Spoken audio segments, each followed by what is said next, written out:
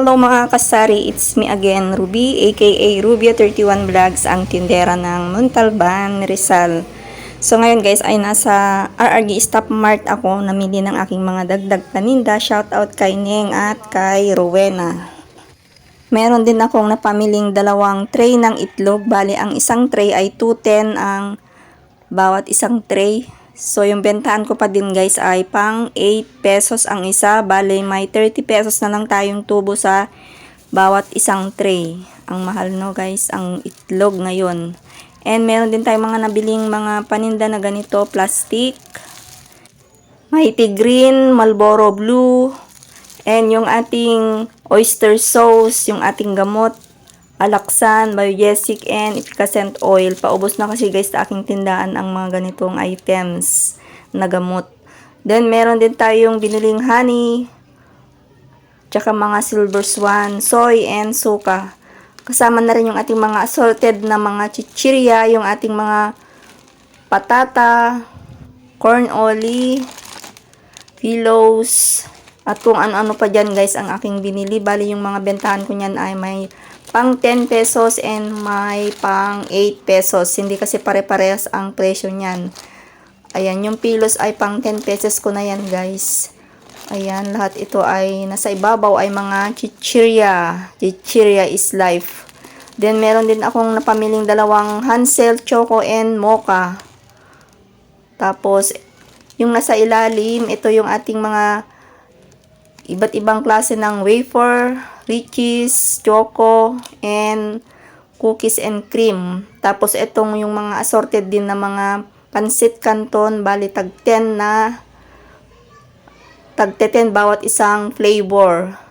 So ayan lahat guys yung ating mga napamili. So samahan nyo ako ngayon guys na mag-display dito sa aking tindahan. Hapon na guys, kaya ngayon lang tayo ulit magtrabaho kasi kanina ay mainit. And umpisahan ko na itong ilagay itong ating mga itlog.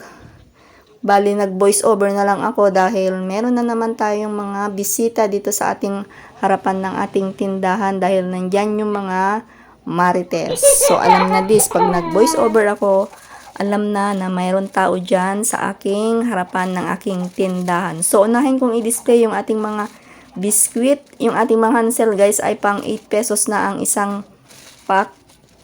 Kasi nagmahal na rin yung ating mga biskwit, kaya kailangan natin taasan na din.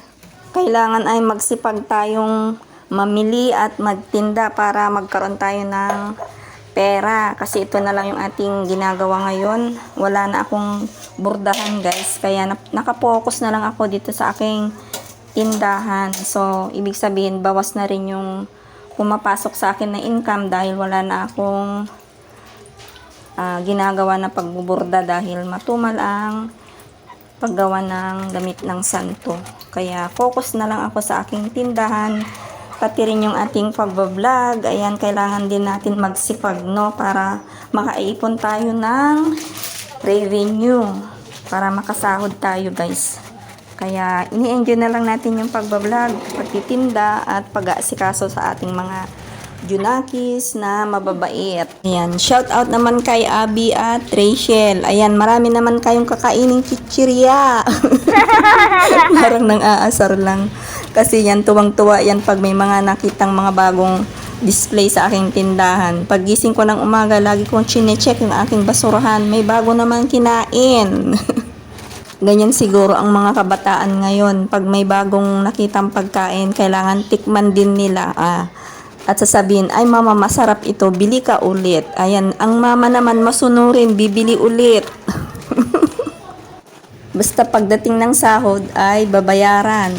Kanya-kanyang lista guys. Pero minsan pinabayaan ko na lang din kasi mangonsumi lang ako. Minsan nakakapagod din guys ang mamili. Kahit mainit o kaya naulan ay sumusugod pa rin tayo sa grocery. Buti na lang at malapit yung mga grocery dito sa amin. Kaya mostly ay naglalakad lang ako. Minsan dala ko din yung aking trolley bag para makatipid sa pamasahe. And kailangan talaga is continue lang natin itong ating ginagawa para makamit naman natin yung ating pangarap sa buhay na kahit papano ay unti-unti tayong makapag-ipon. Kahit maliit itong aking tindahan guys, ay malaking tulong ito para sa akin dahil ito ay nakakapag-ipon din ako and nakakapagbayad ako ng aking monthly contribution sa aking SSS, sa ating mga iba pang mga bayarin gaya ng tubig, tapos pambili rin ng sulain. Kaya nagpapasalamat ako kay Lord. Thank you Lord dahil hindi mo ako pinapabayaan kasama ng aking mga anak. Dahil kahit ang daming pagsubok na dumating, start ng pandemic ay tuloy-tuloy pa rin yung aming blessing na natatanggap at hindi kami nagkakasakit. Yun lang ang napaka-importante, yung hindi ka magkakasakit at healthy lagi. Thank you Lord. Sabi nila pag mabait ka daw at wala kang inaaping tao ay patuloy na ni-bless ka ni Lord. Kaya nagpapasalamat din ako sa aking mga kapitbahay na laging bumibili sa aking tindahan at kahit hindi mo sinisingil yung mga utang nila ay kusa silang nagbabayad. O di ba malaking blessings na yun pag ganun yung mga kapitbahay mo.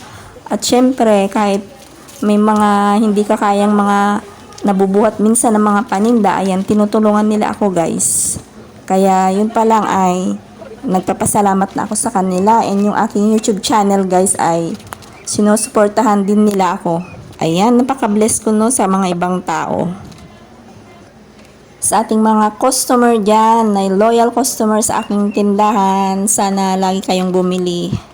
And salamat sa inyo guys, lahat yung ating mga subscribers din sa ating YouTube channel, mga OFW friends, mga relatives, and yung ating mga kawaiti na mga kasari sa restore.